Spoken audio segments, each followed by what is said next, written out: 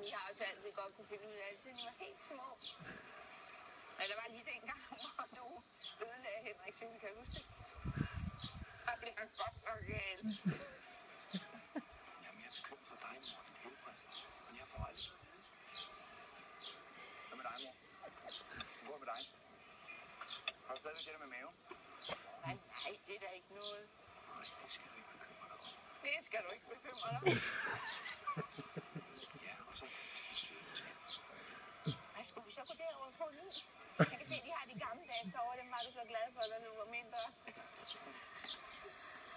Kunne I bare for en gang skyld sige noget nyt? Overrask mig. Så fedt. Jeg vil egentlig gerne have, at du bærer min taske. Jeg var ude i går aftes, jeg fik så meget pik.